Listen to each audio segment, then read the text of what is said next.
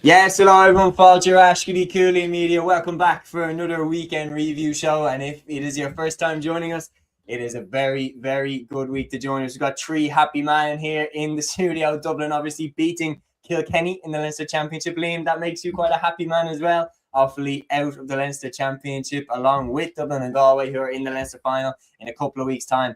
And Matthew, Cork absolutely hammered Clare in the final round of the Munster Championship. So a great weekend across the board for all three of our counties.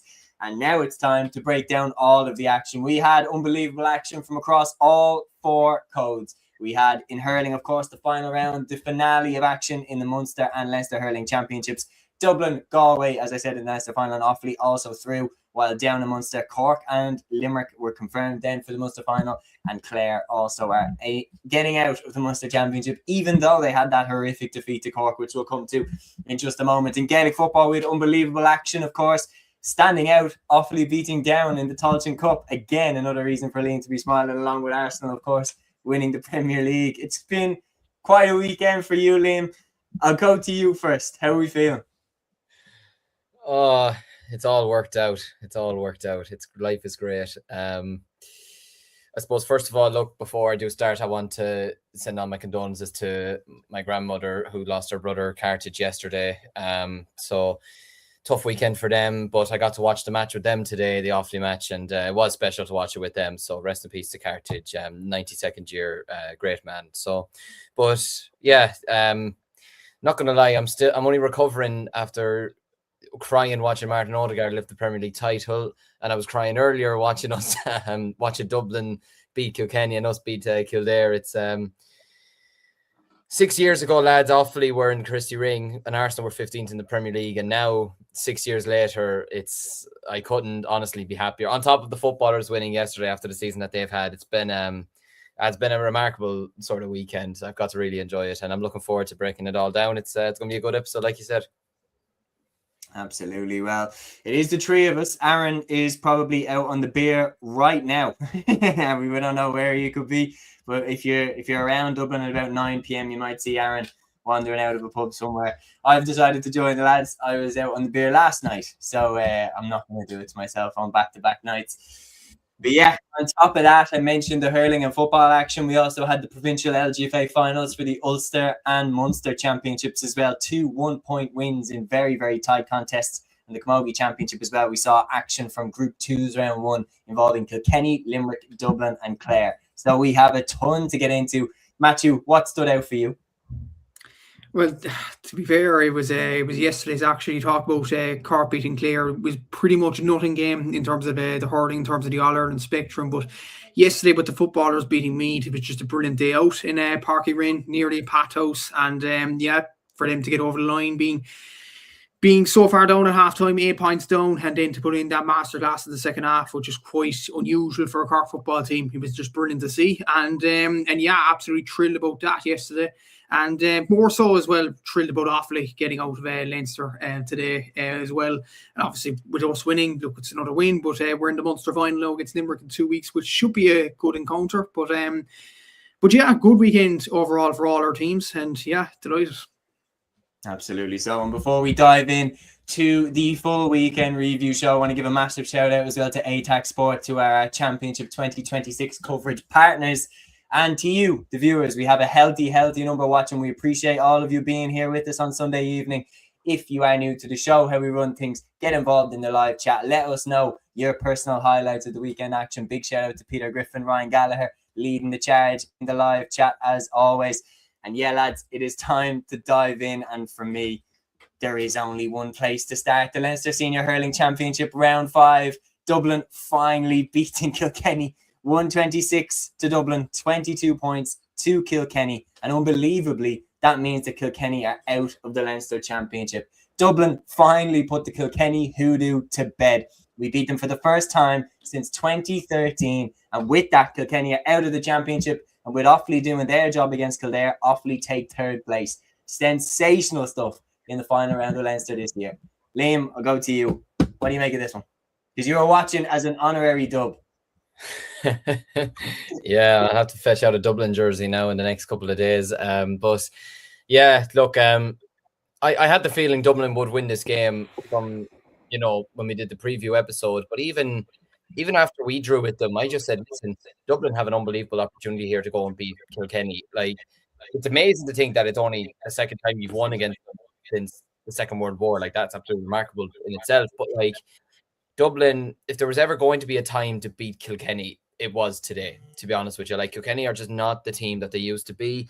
They're probably still heavily reliant on certain players that at this stage, like, they need more, to be honest with you, Kilkenny. Like, as much as TJ Reid is an absolute Hall of Famer in terms of hurling, Owen Cody can do his thing, Mossy Keown is a really good hurler, King Kenny, they do need more, to be honest with you. And I do fear for Derek Ling that this probably will be his last game in charge today. I'd say Kilkenny will probably move on after this. Who takes over from him? We'll have to wait and see. Might be Henry Shefflin, but we'll have to wait and see from that perspective. But in terms of Dublin, I mean, yeah, Dublin were full value for their victory. Like, they were absolutely fantastic. From minute 1 to minute 70, they deserved it. They were all over Kilkenny, and they deserved to be in the Leinster final. There's no doubt about that. Brian Hayes, I have to say, put in an absolute shift in the middle of the park. He was absolutely remarkable. He covered every blade of grass. He got a great score as well, but just everything that he did was so beneficial to Dublin. The way he was sweeping back, winning dirty ball, and even a driving force. Like, he's kind of like Dan Burke for us. The energy he has is just absolutely unbelievable. And like, even playing in the conditions that he was playing in as well, because it's not easy. Like, I've played in weather like today in hurling. It's not simple. I can tell you that. It's very, very difficult to do. And he just made it look so effortless. John Heatherton was a bulldozer, an absolute bulldozer there today. He was absolutely fantastic. O'Sullivan, Conal O'Ryan as well. I was really impressed with him. Donald Burke, 111 again. He's an excellent penalty taker, I have to say. His penalties are absolutely terrific. You're never stopping them, to be honest with you. Paddy Smith, Chris Crummy. Like, Liam Rush was injured in the warm-up before this game, and yet Dublin still looked like they didn't miss him, to be honest with you. That tells you kind of everything that you need to know. Like, a big towering presence like that. Ronan Hayes coming off the bench, getting 2 points. Diarmuid O'Doolin getting a point as well. And just overall, Dublin were just so much more efficient, but they were just so much more hungrier to win the game. They had a better game plan. They were just on fire from minute 1 to minute 70. They covered every blade of grass. And yeah, they deserve to win the game. There's no doubt about it. And given how the Leinster Championship campaign has gone, they deserve to be in the final. They have a great opportunity of winning the Leinster Championship now. I'm going to take this as my one reward as well. It's the fact that we're the only team you didn't beat. It's absolutely remarkable. But no, you deserve to be in the Leinster final. And listen, you've beaten Galway once already, and who's to say you can't do it again? Oh, I'm praying we can do it again. I'll be so happy. Like, because when we won the Leinster Championship the first time, for me seeing it was, I was 12 years old. It was 2013. So I had an idea that maybe it was a big deal, but like, now I can fully understand the significance of it if we were to get over the line. With plenty of comments about this. Peter saying, what a win for the Dubs. Stephen saying, glad to see Dublin beat Kilkenny. Congrats, Seamus. Thank you very much, Stephen. Second time since World War II. Jesus Christ. And Aaron here saying, well, lads, couldn't make it on tonight, but unreal day all the same. Famous day for the Dubs. Leinster final in 2 weeks. Be tough, but massive chance to win it. Would say Limerick and Cork are definitely better than Dublin of the teams that are left in the championship. Only Limerick and Cork, sorry. Clare maybe, but that's a 50-50 in my opinion. Like Galway, there is so much to break down in this game. But then also we want to pair it up, of course, with Offaly getting to the final.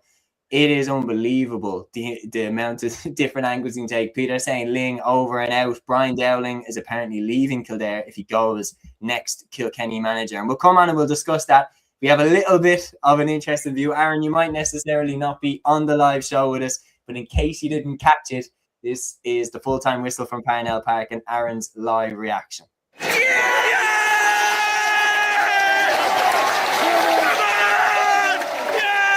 Dublin have beaten Kilkenny for the first time since 2013. What a victory, what a win. 126, 22 points in the end. A famous day for Dublin hurling. John Heatherton, what a performance in the end from him. Getting that ball inside, he was absolutely brilliant. The lads were just far more up for it, winning every challenge, winning every breaking ball. Kilkenny, they've been an unbelievable team for a long time, and what a famous day for Dublin hurling. Into the Leinster final versus Galway now in 2 weeks' time. Look, it won't be easy. Galway obviously got a big win themselves today as well, but an absolutely outrageous win for Dublin.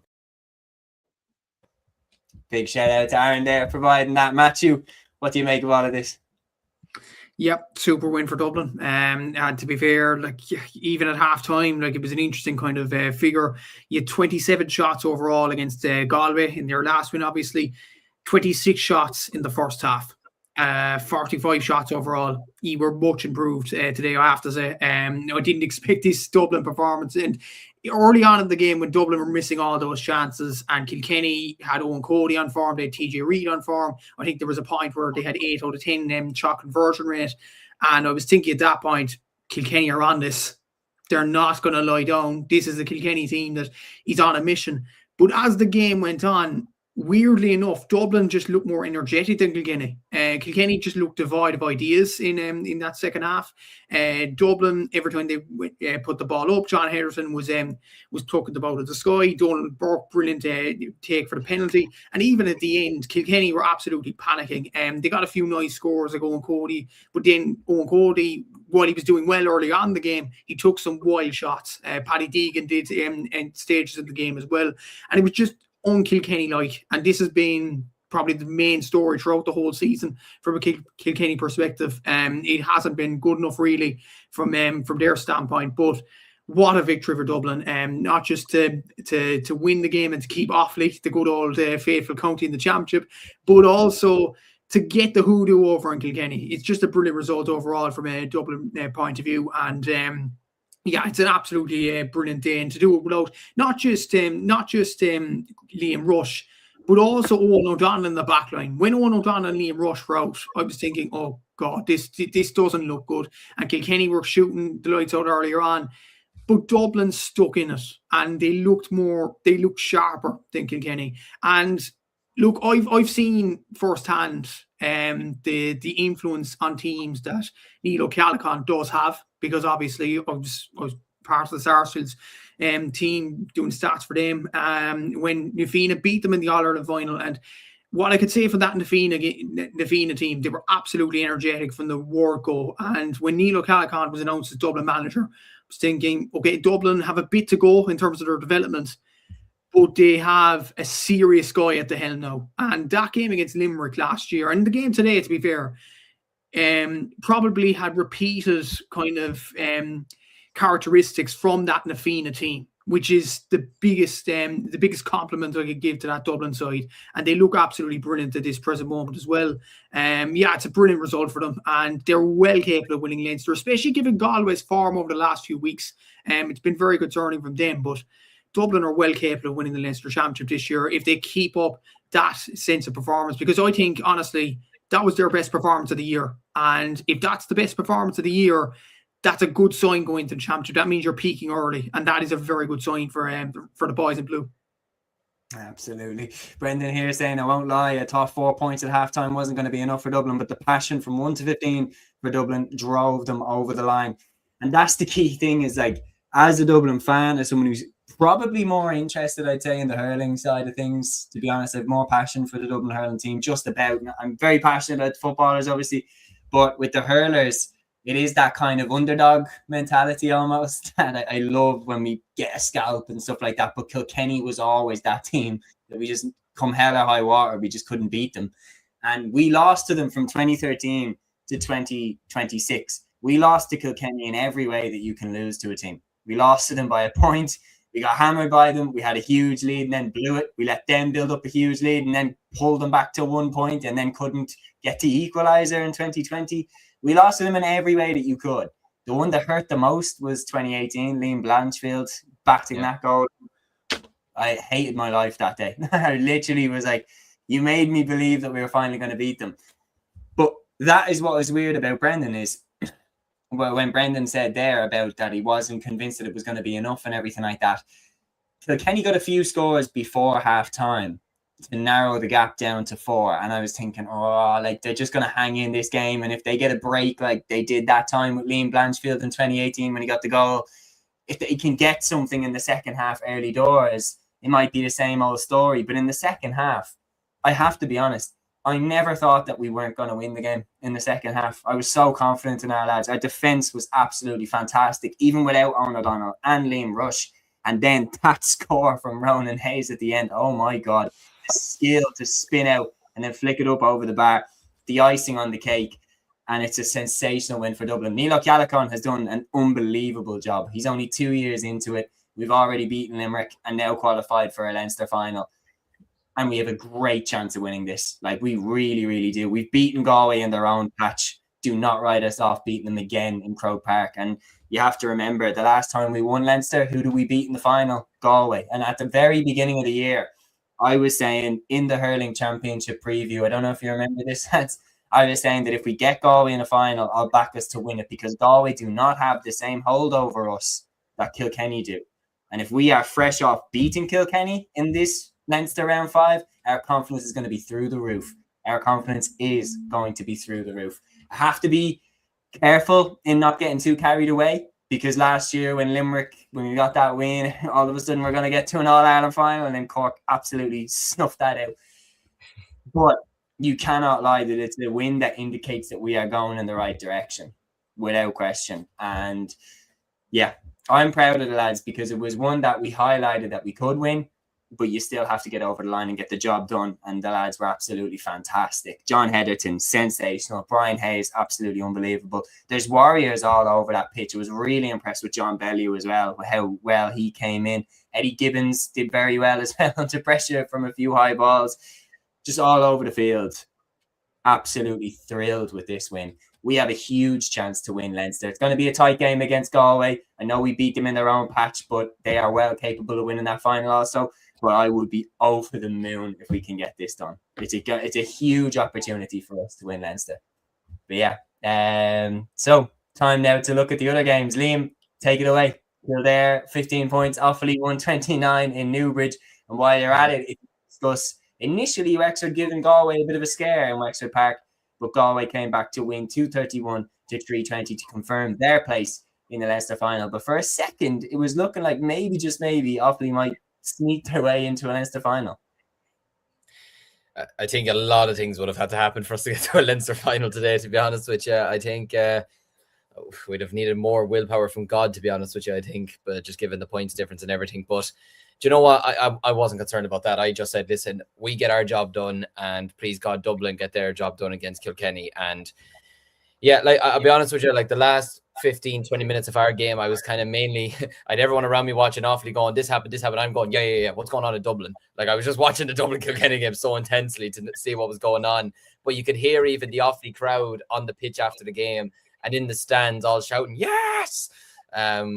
You know, as Dublin, I think Dublin had actually gotten their penalty and someone in the crowd shouted, yes! And I thought, wait a minute, what's going on here? Because like I was a minute behind or something like that. But yeah, look, I got to give credit to Kildare, first of all. Listen, they had nothing to play for.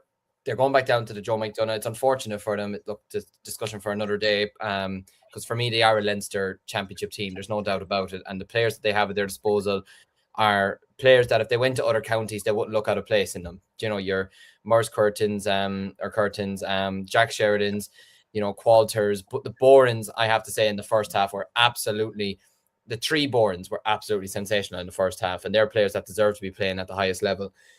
And look, we were winning 13-10 at halftime. We were going well, probably still relatively in control. I did sort of think, you know what, Kildare's energy is probably going to go down slightly in the second half. Like, very hot day. They have nothing to play for. Do they have the motivation to keep going and going and going when, you know, the win doesn't really mean anything to them or anything like that? And look, the mistake from I felt sorry for Paddy McKenna, to be honest with you. The mistake he made in allowing Brian Dignan to get his goal, that sort of ignited Brian Dignan as well. He was much better in the second half, took his couple of scores as well. Owen Cahill, once again, was absolutely sensational once again. 13 points from him again today. I think he's got like 138 or 139 in 3 games, you know, considering he didn't even start or play. I don't even think he played in the opening 2 rounds. Is absolutely remarkable to see him come back like this. I mean, the most amazing thing from today is the fact that Adam Screeney was scoreless and we still scored 129. That sort of tells you everything you need to know, that we didn't have to rely on him or anything like that. Obviously don't have Charlie Mitchell. Like, he won't be playing for the rest of the year, I'd imagine, and hopefully his recovery is going well. You know, and I'm glad that they won today for him as well. You know, he'll get to experience, like, in the history books in years to come, they can say, listen, when Offaly first reached the quarterfinals for the first time in 20 years, Charlie Mitchell was captain, so that'll be nice for him and everything like that. And Dan Burke once again was just absolutely sensational. Shane Rigney, the energy he had. Colin Spain came into the middle of the field today, and he had an absolutely humongous game in the middle of the park. Got 3 really good points. Turgainen went off injured. I think it was it was just before half time. He was holding his back at times. I hope it's nothing too serious because he was going really, really well, and he's a player that we will need for the quarterfinals. There's no doubt about it. Ross Ravenhill, Killian Sampson, Ben Keneally. I'm telling you now, lads, if you were picking all-stars in the morning, Ben Keneally gets one, in my opinion. He's been absolutely remarkable this season. Just his calmness on the ball, the way he's able to sniff out danger. There's just a calmness about him that I just love. Patrick Taff, Kieran Burke, Liam Hoare pulled off some really good saves today. I know I'm just naming the whole team. Cathal King, I can't leave him out. I'm just naming the whole team, and I don't care. I'm in a good mood. But look, absolutely fantastic. I think the goal sort of killed any momentum that Kildare could have gotten. And at that point, it was just a matter of how much we'll win by rather than if we'd win. But yeah, considering where we were, like, we were relegated from the Joe McDonagh 7 years ago. We had lost in 2018. We lost all 4 games in the Leinster Championship. I can remember you mentioning that Blanchfield goal. The day before, Galway bet us 5-18 to 2-15. And that was the start of the demise for us in terms of Leinster and competing and everything like that. The following year, we lost all 4 games in the Joe McDonagh. The following year, we bet Derry in the first round of the Christy Ring, and then we lost it down in a penalty shootout. And, you know, like, it looked like a long road back, to be honest with you, because you were wondering how many players are going to commit, how many players are we going to have continuing to play for us? Is there a road back for us? And yeah, the last 6 years, in particular, the likes of Keneally, the likes of Owen Cahill, the likes of, you know, Jason Sampsons, David Kings, who are obviously retired now, just those guys, David Nally's, you know, all those guys who have been there and given their everything and brought us back to where we are now. They deserve absolute massive, massive credit for what they've gone through, all those nights where it looked like you're thinking, what's the point? To then have days like the Joe McDonagh final 2 years ago, to then have survival against Antrim last year, which wasn't the prettiest of games, but it didn't have to be. We just had to win it, and that was that. How nervous were you pre-game? Pre-game, I was more nervous for the Dublin game, I will be honest. I knew we would win. It was just, I just felt it wouldn't be comfortable, but I knew we would win. It was just a Dublin-Kilkenny game I was worried about. At half-time, seeing the way you were playing against Kilkenny, I had no fears, to be honest with you. Even with Kilkenny coming back a small bit, you were just so much more dominant than them. You were much more efficient than them. You had much more energy than them. And I started thinking, this is actually going to happen. This is a reality. This is becoming real. And when Ronan Hayes put that ball over the bar, if you ever see Shane Lowry when he hits the final shot at the 18th at the Open, he just starts doing this. That's just me in the living room watching it because I couldn't make it to Collins Park today. But yeah, no, those lads deserve massive credit. I'm so proud of every single one of them. Listen, realistically, are we going to beat Limerick or Cork in a quarterfinal? Look, probably not. Probably not. I'll say that now. We might not beat them. Look, you never know. Maybe lightning strikes twice. You never know. We'll go out. We'll give it a rattle, and we'll see what happens. But no, I'm so proud of those lads for what they've achieved, what they've gone through, and Offaly Hurling's in a really good place for the next number of years. And yeah, I'm so happy for those lads. It's fantastic. Absolutely. So Brendan here saying, as a Kerry man, I have massive respect for the Offaly Hurlers, given the amount we've played each other over the last 2 years, of course. Match, I'm going to get your take to round up the Leinster Championship for 2026. This is how it finishes up, folks. Dublin in top spot. You get used to that side. 4 wins and a draw. 9 points out of a possible 10 with a score difference of plus 27.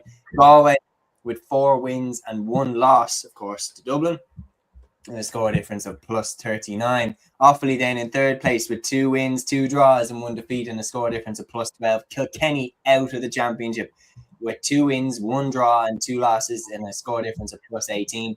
Wexford then in 5th place, 1 win out of 5 with a score difference of minus 28. And Kildare in last place with 5 defeats out of 5 and a score difference of minus 68. Although that's been the debate all season, is should the Leinster Championship be increased to keep these teams in it and playing at this level to bring their level on. But it's probably a little bit too long of a debate to squeeze into this window. Matthew, your thoughts on rounding up the Leinster Championship 2026? What have you made of it? Very entertaining. I would say much more entertaining than the Munster Championship, which is quite unusual to say at this stage of the season. Like, you would say that Munster is the creme de la creme, but in terms of excitement, in terms of maybe shocks, the Leinster Championship had it all this year. Dublin, Galway get to the final. It was unimaginable Kilkenny would be out of the Leinster Championship. And I still, in the predictions video, I believed Kilkenny would get into the final, even because, just as a matter of fact, they are Kilkenny. But it's just they're in a transitional phase at the moment, and I don't know, will Derek Ling be in charge of that in the next 2 seasons? But it remains to be seen. But yeah, it's going to be very, very interesting to see how they develop in the next few years. Wexford had a very poor year.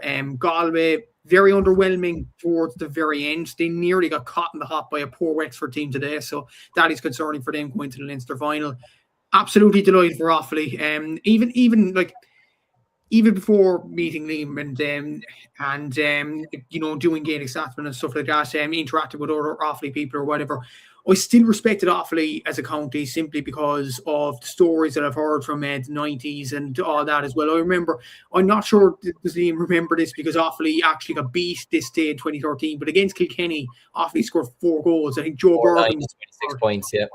It was an unbelievable game, and it was just so much fun to watch. And I think Offaly really put it up to Waterford the next day as well.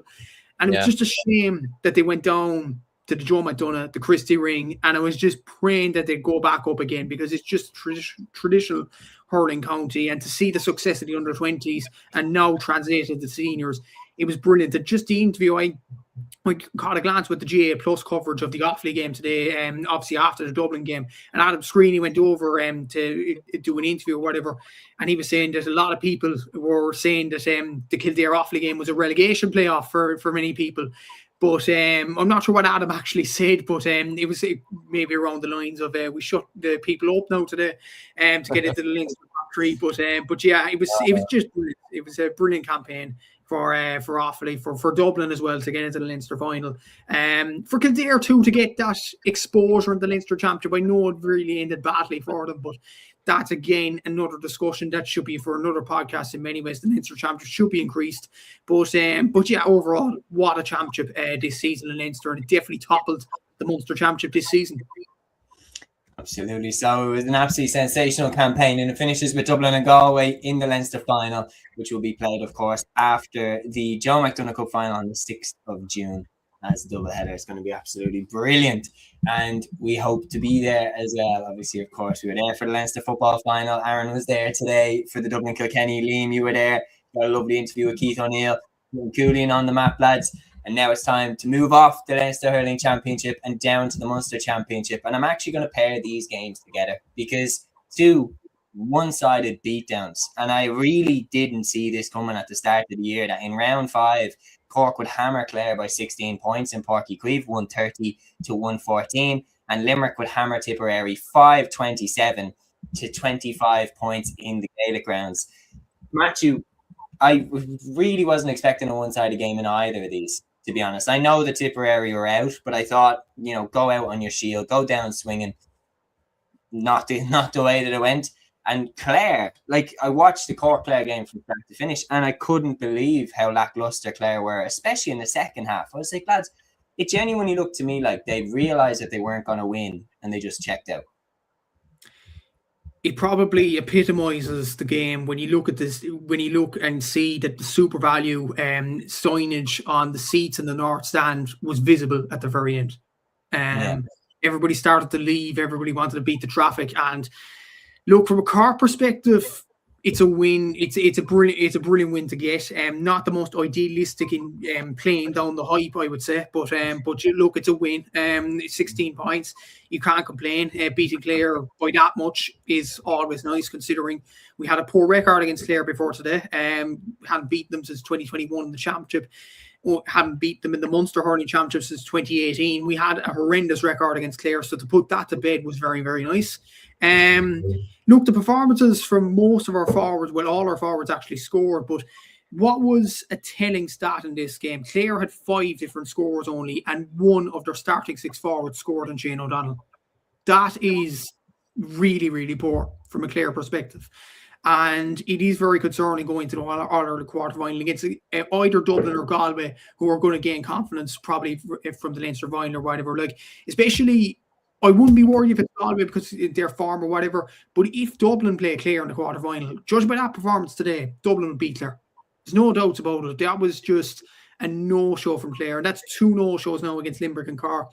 Very concerning from a Clare perspective. And like there were stages where the likes of Shane Kingston's a good hurler, but he came on and it was almost like strutting stuff, just poking the ball over the bar like he was in the park or whatever. And that is not the Munster Championship. And it's just it was very it was a very underwhelming ending to the game. But look, for the positives from Cork's perspective, Alan Connolly got 11 points, 8 from frees, very good display from him. Shane Barr, Brian Hayes, absolutely electric. William Buckley, for me, has been Cork's star player in the league, considering he hasn't been a Cork panel regular, never mind starter or regular or whatever. He came into the panel this year. Ben's thrown a lot of faith in this guy, and he's been absolutely incredible. And may I add, he's a very good footballer as well. He could add something to the Cork football team. But you know what, the hurlers, if you're going to make use of him, do it. Like, it's absolutely brilliant the way he's performing. Barry Walsh performed well after coming back from the under-20s. Dulcie Healy had a few wild shots and things like that, but he definitely contributed to a load of what was good about Cork. Owen Downey performed very well at wing-back, I thought. Damien Callahan, again, solid enough performance. I know he got a yellow card in this game, but he was actually decent enough. And yeah, overall from a Cork perspective, very, very good. Going to a Munster final now against Limerick, renewing rivalries, I would say. But yeah, it's another win. I wouldn't be carried away with it, as I haven't been, to be fair, throughout the whole season. I'm trying to play it down because I know the All-Ireland is the be-all and end-all with this Cork team. We want to win that Liam McCarthy Cup, and we can't go overexcited over this sort of win today.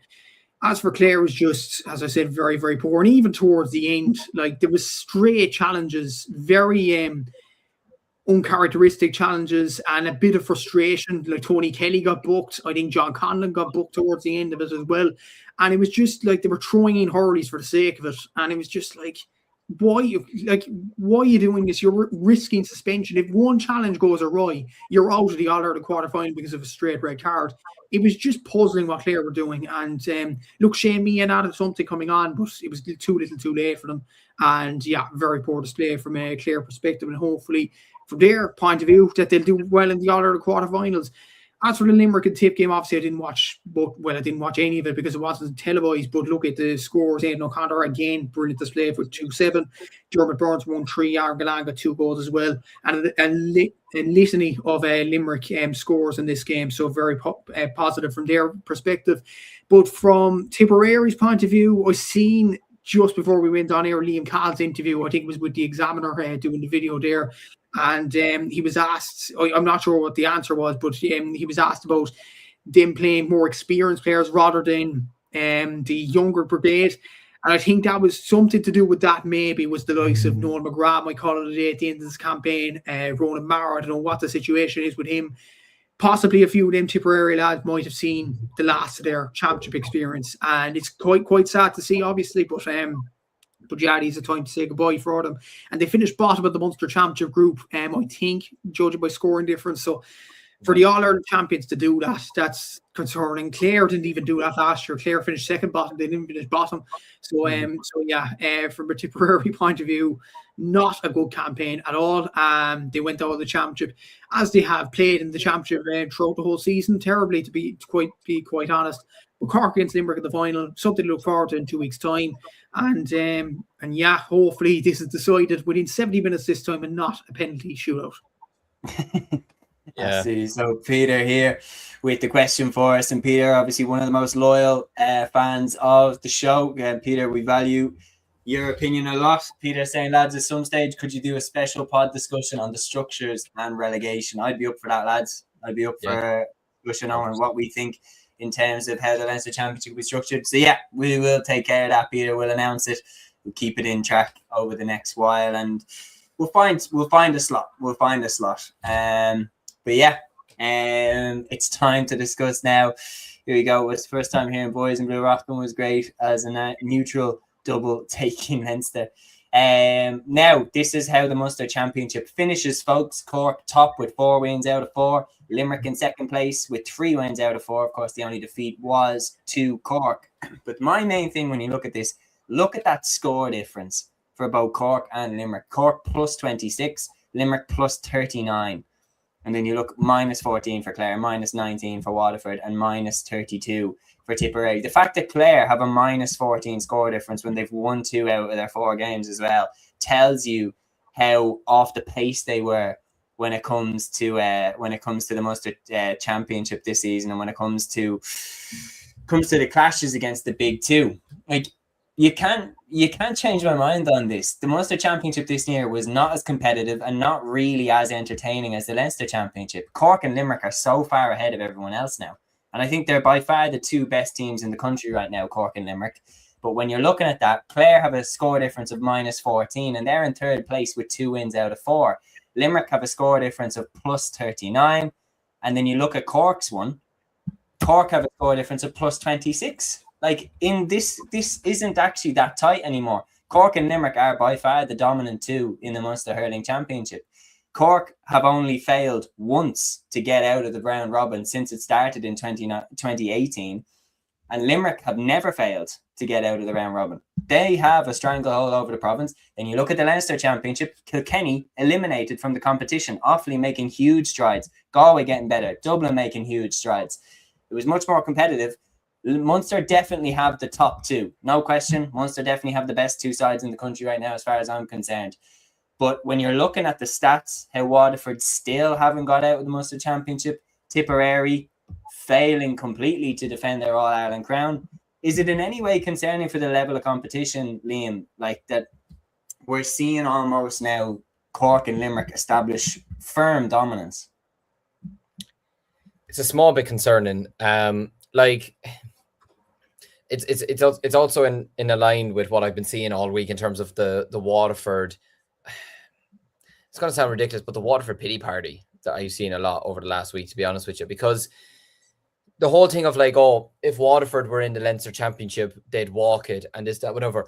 I would love to say, come and try and walk the Leinster Championship, because I'm sorry, Waterford, I'm just taking Waterford as an example now. I'll get on to Tip and others in a second, but Waterford didn't beat Kilkenny in the league, and as we've seen now, Kilkenny have been very poor this year. I'd back Galway to beat Waterford. I'd back Dublin to beat Waterford. We only lost to them by 6 points in the league. Like, Waterford aren't this ginormous, outstanding team that any team in Leinster should be fearful of. They've won 4 games in 28 or 32 games or something like that in the Munster Championship since it started. There was the 2 years because of COVID. So yeah, I think it's 28 games. They've won 4. 1/7 of their games they've won since it started in 2018. Like, that is simply not good enough. Like I get that they're going up against, like, obviously the two best teams in the country, and then Tip won the All-Ireland last year, Clare won it. But at the end of the day, your level, if you want to be the best, you have to beat the best in around you. It's as simple as that. Like, Dublin walked the Leinster Championship for 15 years, but Dublin were the best side in the country. They were still the best side in the country. Kerry, other than you'd say Cork, don't get a challenge in Munster really in football, but they still win All-Irelands, or they still challenge for All-Irelands. Like, at the end of the day, it doesn't matter what teams around you are there. At some stage, it has to come right for you. Now, whether that's down to the Waterford Championship not being competitive enough, because let's be honest, it's not, and Ballygunner are going to win they could win another 6 or 8 or 9 titles in a row at this current rate. Next season, Ballygunner's B team is in the top division, and that's what I mean. Like even that says it all. Like, well, even decisions like that. I can remember we won the Senior A and Senior B club titles in 2023, but we didn't throw our second team into the Senior A competition, because you don't do that. Like, because that shows you then how frail your championship is. We said no, we keep our second team. We keep our second team in the Senior B Championship, and it's up to other teams to get up to our level. And in fairness, this season, that's what the likes of Lustmas did. That's the likes of what Claudia Gale's been trying to do. You know, teams in around Offaly, Carrick, Riverstown, that's what they're trying to do. Waterford, for me, just simply have to be better. I know they're going up against really good competition, but they have the players there. They have the resources. Yeah, they have a huge population. Do you know what I mean? And let's be honest, they don't focus on football. They don't. They're a hurling county. It's as simple as that. They have football, I know that, but Waterford in hurling want to be in Munster finals and competing for All-Irelands. Waterford in football, if they get a win in a year, they're delighted. Do you know what I mean? Like, I wouldn't want to turn it too much into kind of looking at individual teams. My thing would just be like on the terms of the competitiveness of the championships. That's what I mean, yeah. Yeah, but my thing is when you're saying in terms of like people kind of complaining and stuff, My stance on the complaints was I absolutely don't agree at all with this knowledge that 4 teams should get out of Munster. Yes. That would just be a terrible idea. Like, what is the point? There's no jeopardy. Why would you play 5 rounds to eliminate 1 team? Like, that makes absolutely no sense. Are Waterford one of the better teams in the country? Yes, they are. Would Waterford have a very good chance of getting out of Leinster? Yeah, they would. But they have a good chance of getting out of Munster as well. That's because people kind of do the double take where they say, oh, well, Waterford are so close to getting out of Munster. Oh, but they need to change the championship structure so that more teams get out of Munster. Well, if you're right there, you just need to make a few tweaks and maybe you might get into those top 3 spots. Reality is that this season, there was way more of a gap than I've seen before between the top 2 and the other 3. Way more of a gap. And whether that was Clare just being off the boil when they played against them, Tip being off the boil after their All-Ireland win, we know that they're better than what they shown. We know that all 3 are better than what they showed. Key moments went against Waterford again this year. Stephen Bennett getting injured at the moment that he did. Maybe if he stayed fit in that game, Waterford might have got over the line. Things like that are grains or ice in this, and they can tip the scale. But I think it's a really, really interesting debate. And I saw people talking about it, and I'm like, lads, stop giving this wind, will you? Like, this idea that we should change the provincial structure to get 4 teams out. If we want to talk about changing the provincial structure so that more teams can improve, more teams can get better, we need to talk about extending the Leinster Championship first so that we can get the likes of Kildare, Antrim down. If they get up into the Leinster Championship, we can give those teams a realistic chance of staying up. Because let's be honest, Kildare are a great side that have made unbelievable strides. But now in hindsight, and we kind of had a feeling at the time, when they lost to Wexford, it felt significant. It felt like they'd missed their best chance of a win because they had Wexford, who were a little bit vulnerable at home. When they didn't win that game, you looked at the rest of the fixtures. Where are these wins going to come from now? And yeah, just I personally think that there's no point in extending out the amount of teams that get out of Munster. I think Waterford are a few tweaks away from being in that top 3. But my point is that the jump then to the top 2, the gap is wider than I've seen it in a long, long time. Yeah, we've got good comment here from Duiker. He says Kilkenny didn't qualify in the terrible Leinster Championship, but if they played Waterford tomorrow, my money would still be on the Cats, as poor as they are right now. Raymond here saying Waterford's problem is they don't have the panel for a round-robin campaign. Waterford got to the final and semi-final in 20 and 21 when there was no round-robin, up to them to build up their squad. That's a really, really good comment from Raymond. We have to look at 2020 and 2021. 2020, Waterford made it all the way to the All-Ireland final, which is, again, proof that if they were to get out of the Munster Championship, they can be a real threat. Tipperary have shown that in the years that they've got out of the Munster Championship, they've usually been a real threat for the All-Ireland. The Munster Championship is its own beast. It's its own competition. And my stance on it is keep it the way that it is with 3 teams getting out, because it's perfect the way that it is. But just this season, that gap between the top 2, and maybe it was just an anomaly. Maybe it was just a bit of a year that was different from the rest. And maybe Clare will roar back into the championship the way that they did in 2024 and have a real say for the All-Ireland. But right now, I think Cork and Limerick are far ahead, and I think the All-Ireland is going to come from one of those 2. But yeah, time to move on now. We're going to the Joe McDonagh Cup next, round 5, and this is how things finished up. Antrim 326, Carlow 115 in Corrigan Park, Down 128, Westmeath 118 in Ballycran, and London were beaten by Laois 129 to 19 points in Ruislip. And this is how the Joe McDonagh Cup then finished up. Carlow finished top with 4 wins out of 5 and on 8 points. Their final opponents will be Laois on the 6th of June. Laois winning 4 out of their 5 games with a score difference of plus 42. But of course, Carlow have the head-to-head on Laois there for their top. Down and Antrim then in 3rd and 4th on 6 points each respectively. Westmeath finishing 5th place on 2 points, while London finished bottom of the table with 5 defeats out of 5 and a score difference of minus 64. Some headlines as well, of course. Davy Fitz, his time as Antrim boss is over, and it finished on a high note, of course, with a win. But yeah, I think it was fairly obvious from early doors, Matthew, that this period was going to come to an end. Yeah, to be honest with you, I know they did win. Keelan Malloy got 1-6, and James McNaughton put up a good tally as well. Good to end the tenure on a high, I would say. But for the word go, Davies' time as Antrim manager has been a car crash.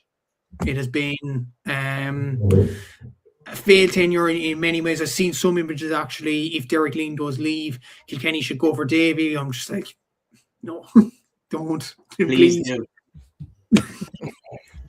No, I'm joking. I don't think that would work because of the fact that Kilkenny usually hire someone from inside their own county. I've never seen Kilkenny hire a manager from outside the county. I also just don't think, given the rivalry that was there between him and Cody, I just don't think that could happen. That just can't happen. The thing is, Jose Mourinho got appointed Man United manager and Tottenham, so you never know. But he also had a clause where if he gets sacked, he gets millions. Do you know, like money does talk from that perspective. I mean, but I get your point. I do get your point. Yeah, as long as Arteta doesn't go to City, I'll be happy. But yeah, exactly. But about the Joe McDonagh this year, obviously Laois getting to the final, they obliterated London, which we thought, and obviously it wasn't a good final day in the end.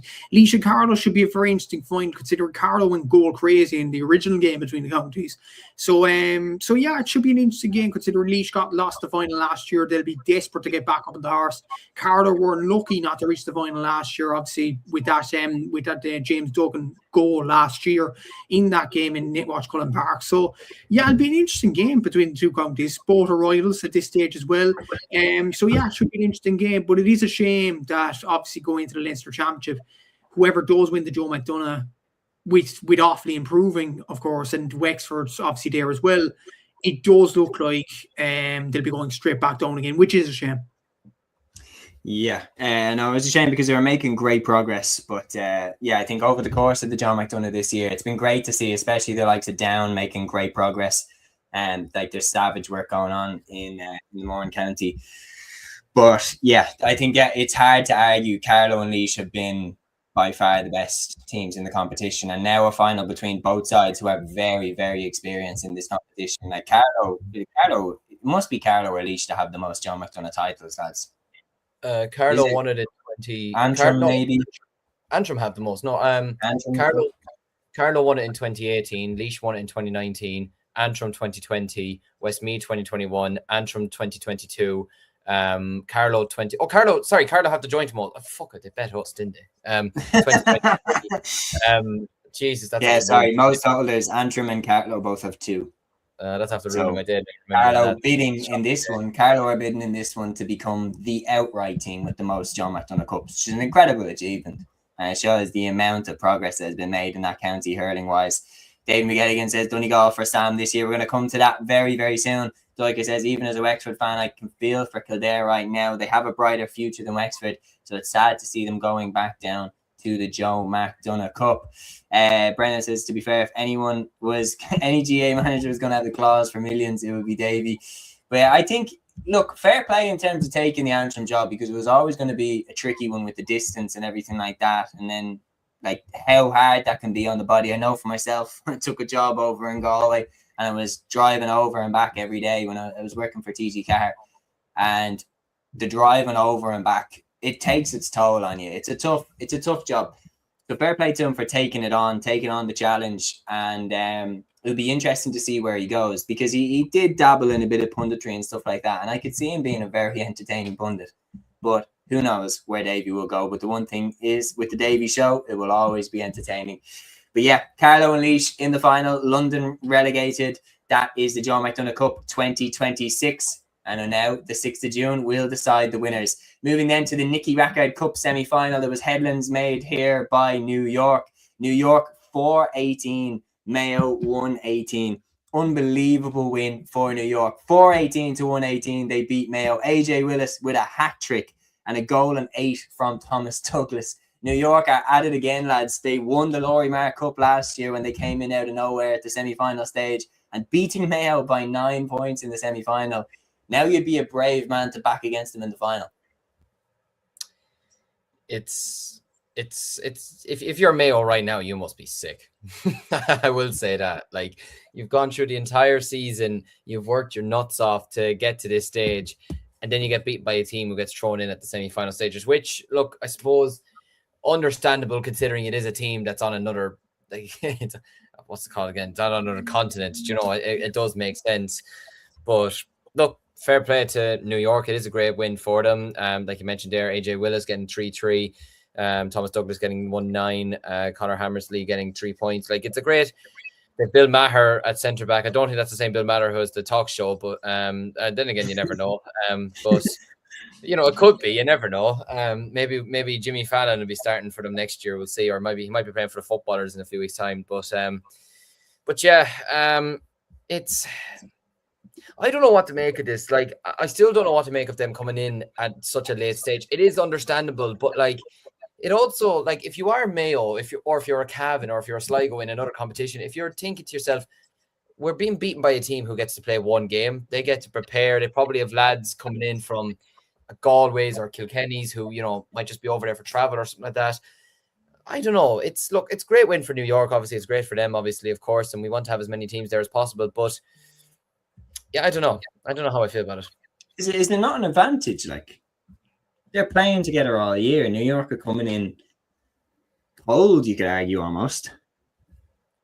I suppose, yeah. I don't know. It is a strange one. I do feel sorry for Mayo, but look, nevertheless, fair play to New York. They're in the final now. Like you said, you'd be a very brave man to bet against them, considering the job that it did last year as well. But look, it's obviously, it'd be interesting to see where this sort of situation goes from here. But we did. Yeah, I wasn't on that episode.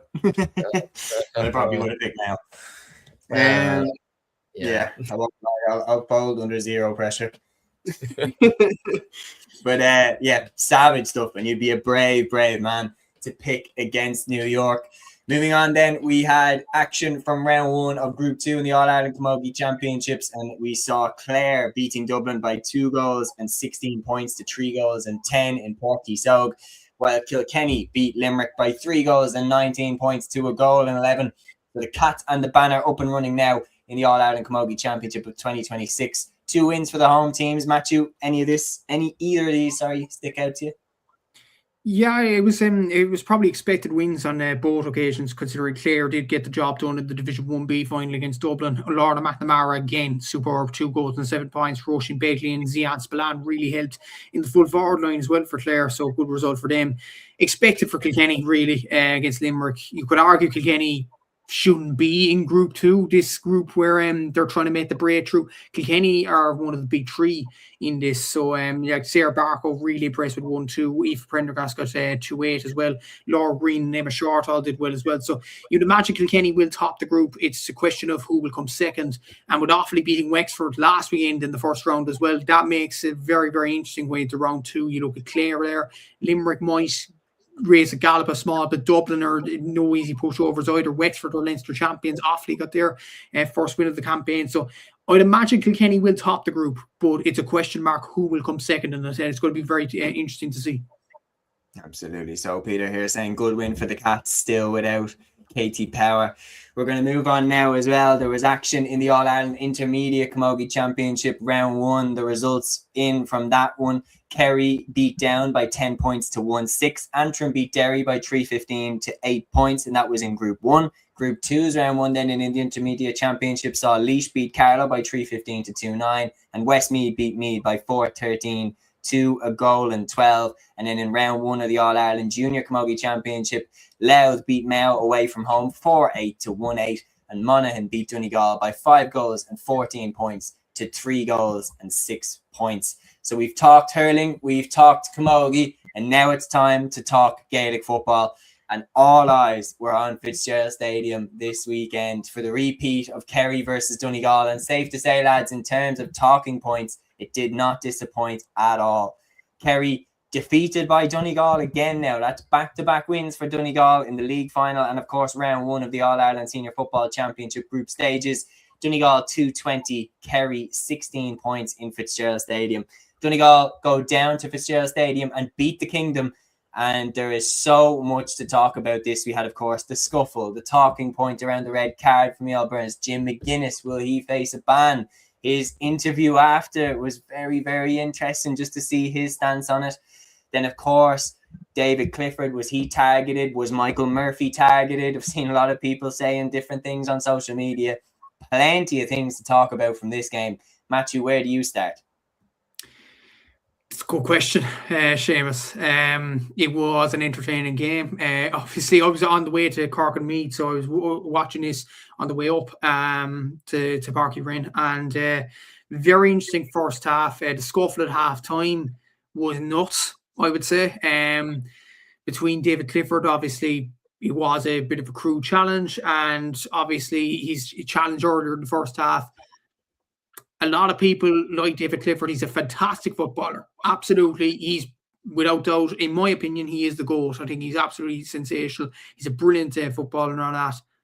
But is there a question mark of him not receiving his marching orders midway through the first half for that challenge? I don't know who was the Donegal player involved, but the elbow's high, the arm is high. I think that's a sending off. I think especially, and I know we'll get on to Cork and Meath in a bit, but if Colm O'Callaghan's is a red card in the Cork and Meath game, that David Clifford challenge is also a red in my opinion. But look, that was that. Then there was the halftime scuffle, and obviously you had Dermot O'Connor involved, you had Ryan McHugh involved, and then you had Micheál Burns involved. And the thing is, once you draw blood, which Micheál Burns did with Ryan McHugh, it's a red card. It's as simple as that. I don't think anybody could complain over it. And Sean Hurston, to be fair, Sean Hurston at the start of the second half, I think did quite well to calm the whole thing down. Saying to Jack O'Connor and to Jim McGuinness that this is the situation, this is that. Stay in your dugouts, whatever. That's what Jim McGuinness said in the post-match interview anyway. And obviously with Tommy Rooney asking the question, I know like you have to ask. Yeah, we'll discuss that. We'll discuss it in a bit, yeah, obviously. But in terms of the game, Donegal absolutely deserved it. Brilliant goal by Kieran Moore to set us off. There was a few flashpoints early on in the game as well.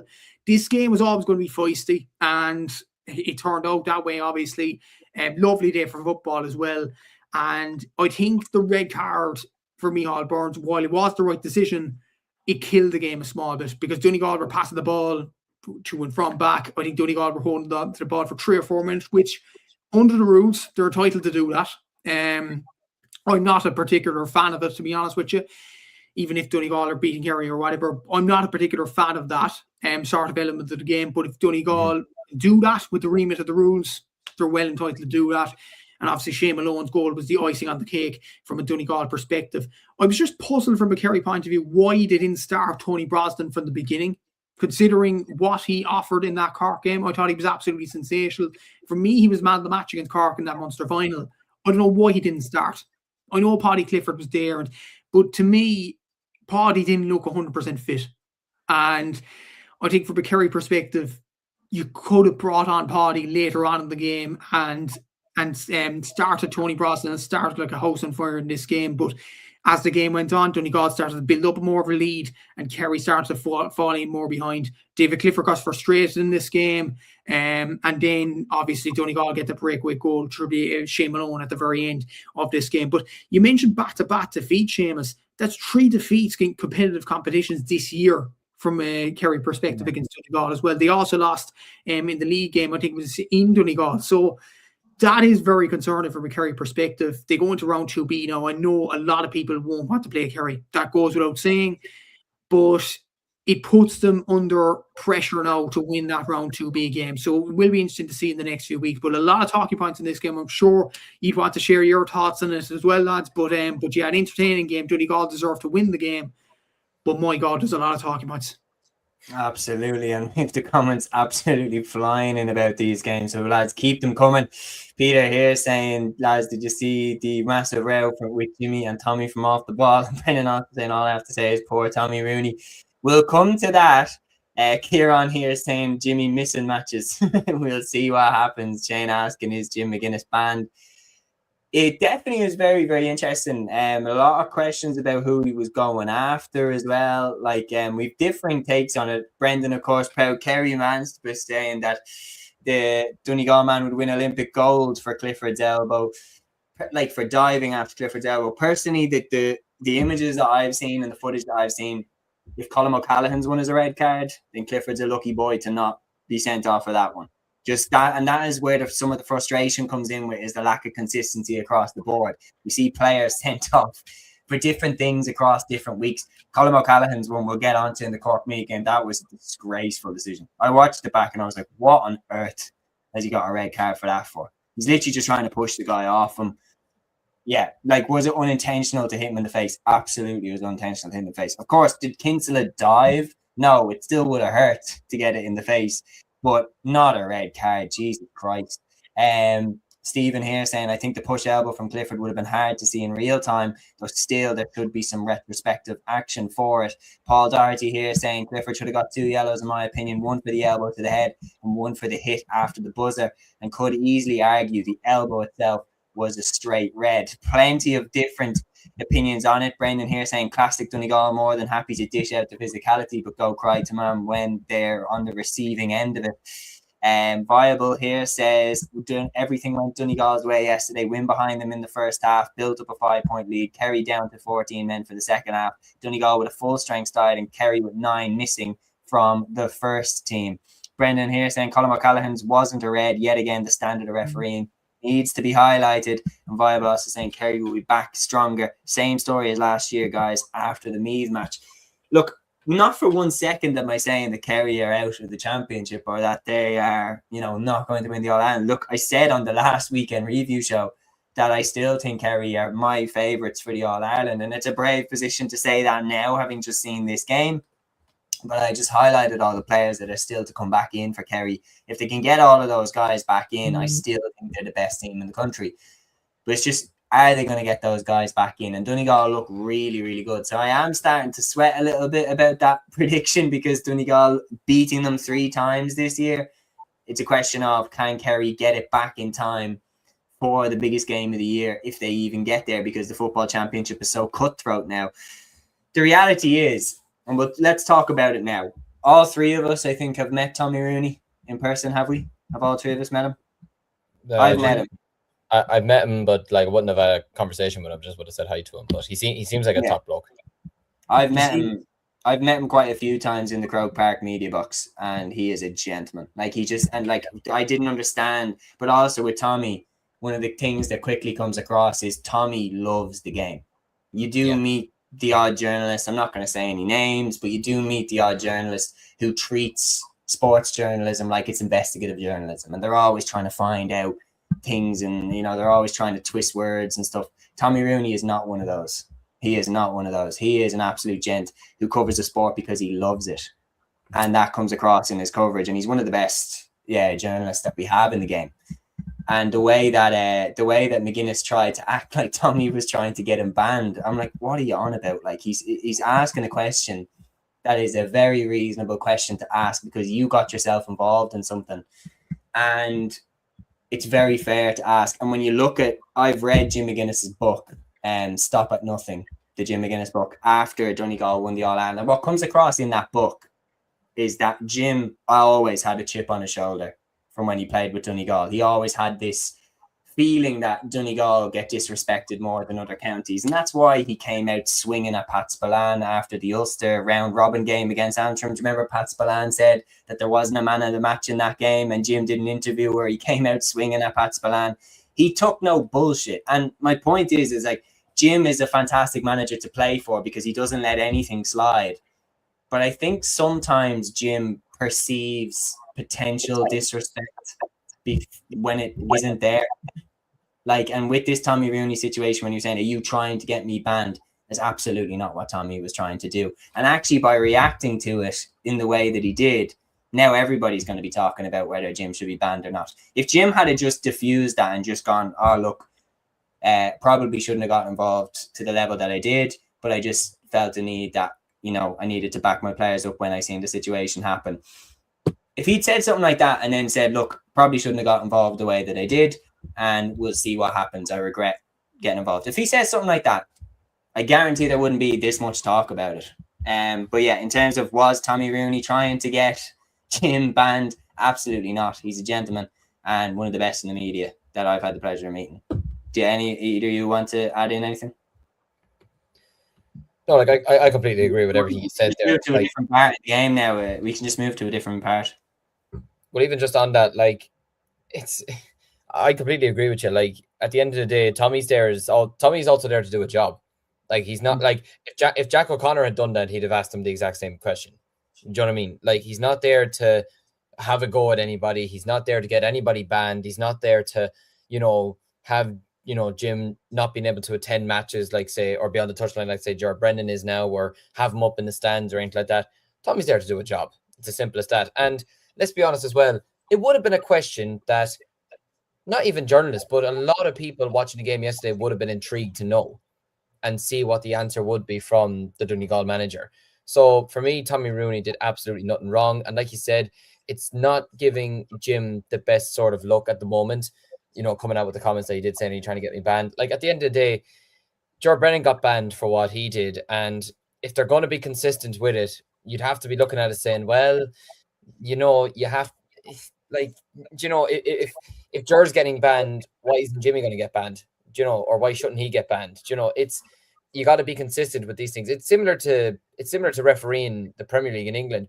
People don't even mind mistakes being made, but it's about consistency. Do you know what I mean? They just want consistency. They don't mind if people are going to be pissed off either way, let's be honest. But as long as you're consistent with stuff, people won't mind as much. So for me, I think if Jim gets a ban or he gets any of that, for me, I think it would be fair. You can't go on the pitch touching an opposition player or shoving or anything like that, no matter how pissed off you were over what Burns did and everything like that, which I have to say as well, Jesus, that was some uppercut. Yeah.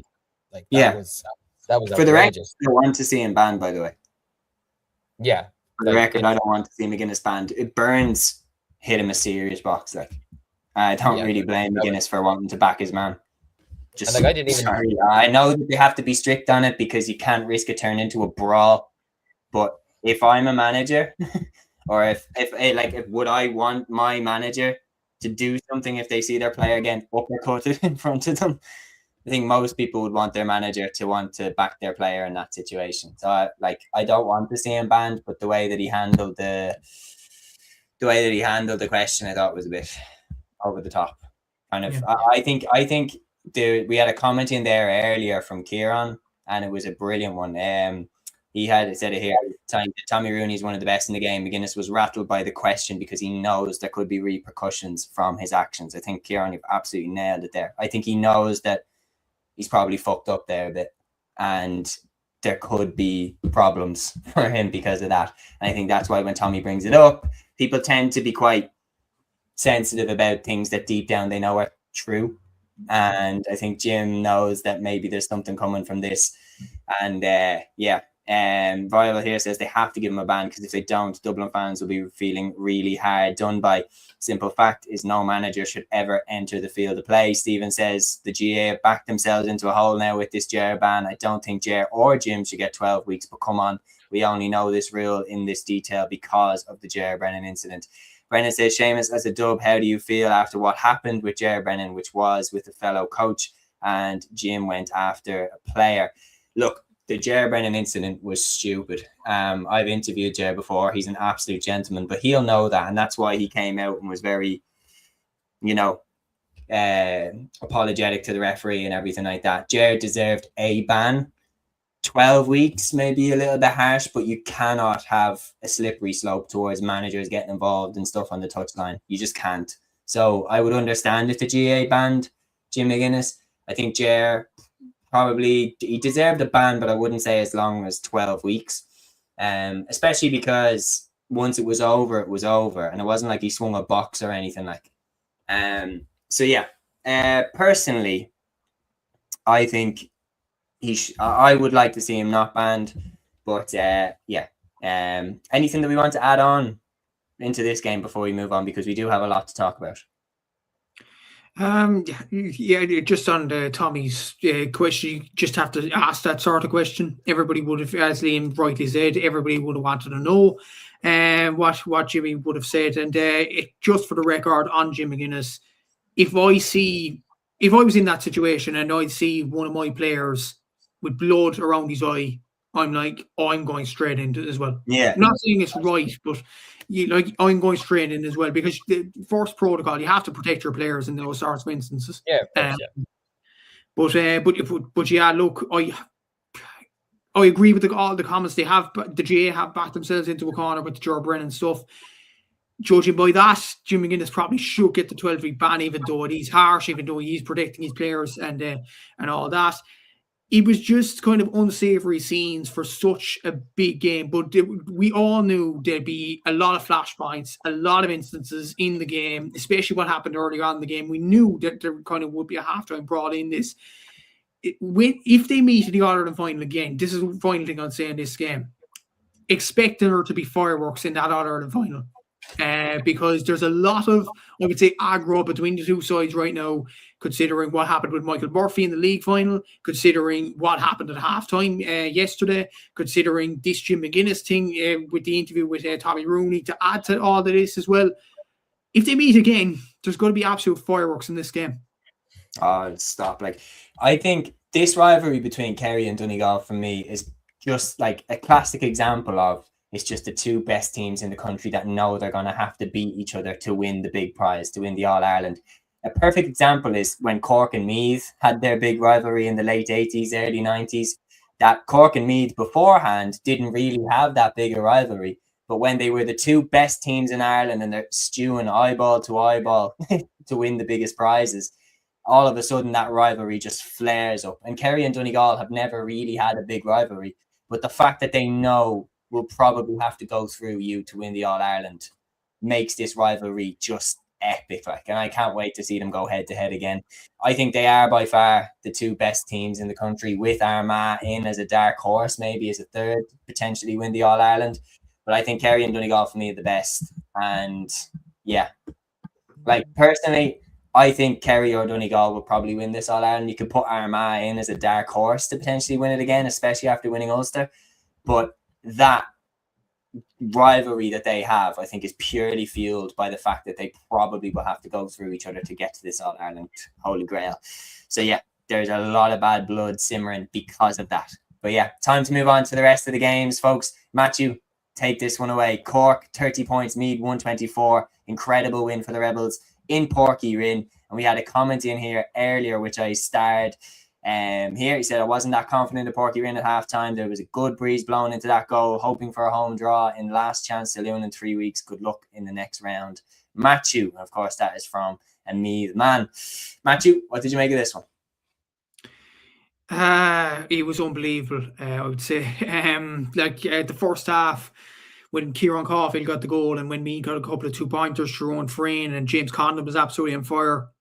I thought this game wasn't going our way at all, and it would have been hard for the players to come back into the game, considering before the game Cork only won 2 second halves across the league and championship. That was against Tyrone and Tipperary. I didn't think this sort of second half performance was in this Cork team. To score 19 points in the second half, to have a shooting accuracy of over 70% in the second half was absolutely sensational for the Bears, and I couldn't speak highly of them. It was just a display full of guts, determination, all those words John Cleary said in the press conference as well, and or the press area after the game, and it was that kind of a performance where the lads absolutely stood up, and it was just a brilliant display from them, from everybody. Like Patrick Doyle, to be fair to him, he did have a poor enough league final against Meath, and for him to come in against the same opposition in Páirc Uí Rinn and produce that second half performance, where his kickouts were normally going long, I would say. I think 12 out of his kickouts, 14 kickouts in the second half actually went long, and Cork actually won the majority of them. He performed absolutely brilliantly, and he found his man absolutely superbly as well. We lived off the atmosphere of Páirc Uí Rinn, and we said during the week, and Liam mentioned Fenerbahce, Galatasaray, all those kind of analogies in terms of Páirc Uí Rinn. It was exactly like that yesterday. It was just a hostile atmosphere. As soon as Cork were starting to get a bit of control of the game, we started to get a foothold, and we absolutely made good of the atmosphere around the stadium. David Buckley got a 2-pointer, Stephen Sherlock got a few 2-pointers, and there was something brewing in this game. And obviously when Meath levelled it and Colin O'Callaghan got the sending off, I think we'll discuss the Colin O'Callaghan thing later on in this chat, so I'll leave that to later. But as soon as Cullum got sent off, and as soon as Rory Kinsley equalised, I was like, oh no, this is a chance missed, and we're not going to get the win, especially if it goes to extra time. We're down to 14 men again. But that man again, Stephen Sherlock, he took a break last year, but I have to say, like that last 2-pointer, to sell the dummy, to kick it with the outside of the boot, only David Clifford or Conor O'Callaghan or anybody like that, a top footballer in the country, would have the ability to do that. That is just absolutely sensational from the guy. He's been proving it time and time again in club with St. Finbarrs. He's been absolutely outstanding. And the way he kicked that, to kick 14 points in the game, to kick 9 points in the second half, 4 2-pointers, the guy was absolutely on fire throughout the whole entire game.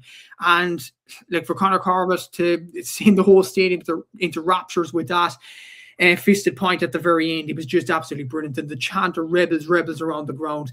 I think it's safe to say Parky Ring is the spiritual home of the Cork footballers. This is the difference maker for this team. And if we can get a home draw again in round 2, it is confirmed. If we get another home draw, Parky Ring will be our home in that game. And even if it's Donegal, even if it's Dublin who beat Louth, or anybody that comes down to Parky Ring, they will have it hard down there. They will have a difficult day out in getting a result down there. Like, it is a difficult place to go. The Cork football fanatics have made it a difficult place to go. The players have made it difficult as well, with the intensity that they bring to games down here as well.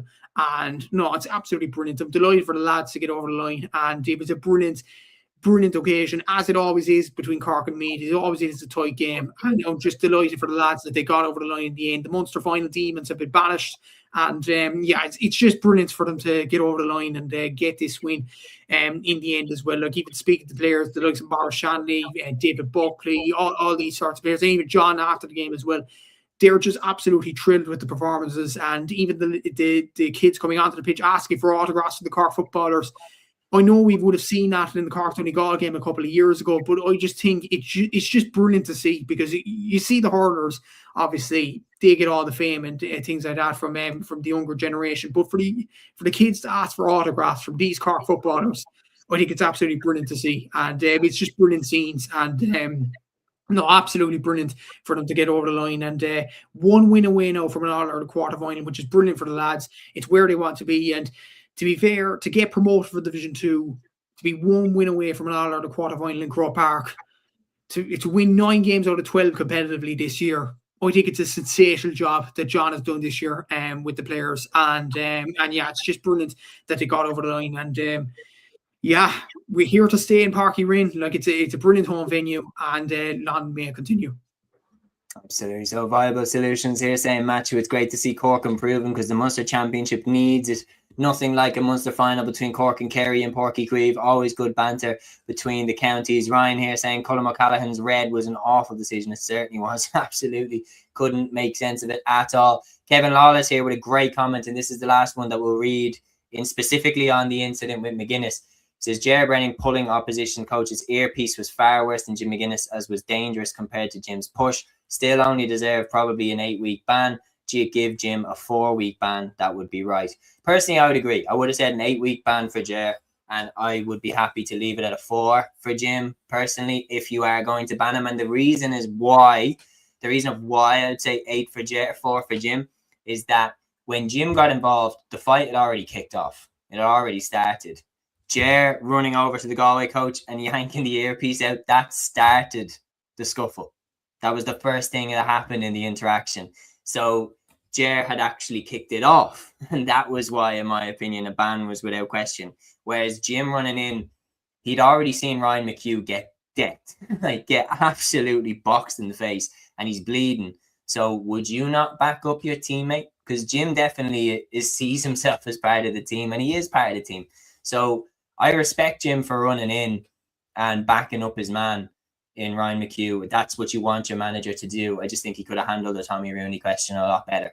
But on top of it, Paul Doherty says, well, any word on what ban Burns is getting, or is it just standard red card offence? And that's it. Just curious on how it will work after splitting someone. I'd say it'll probably just be a red card, unless Donegal kick up an almighty fuss about it. And that would be another huge player for Kerry to be without. It's not massive. Like, he's not like a Clifford level, but he's a very, very good footballer. And if they were missing him as well, that's another significant addition to the injury and absentee list.